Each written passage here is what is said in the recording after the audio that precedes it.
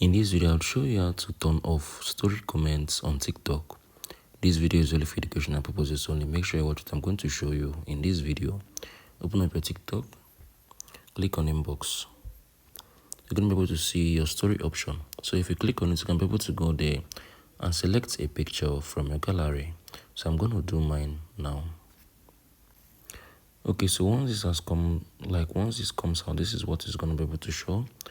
Once you have selected one of your images or pictures from your gallery, so you're going to be able to see this a settings icon at the right corner of your screen. So click on it. So you're going to be able to see this option. So you can be able to see the video privacy, allow comments, turn it off.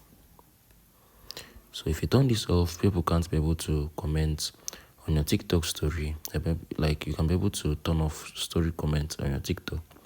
If you find this video helpful, share your thoughts below in the comment section. Thank you for watching.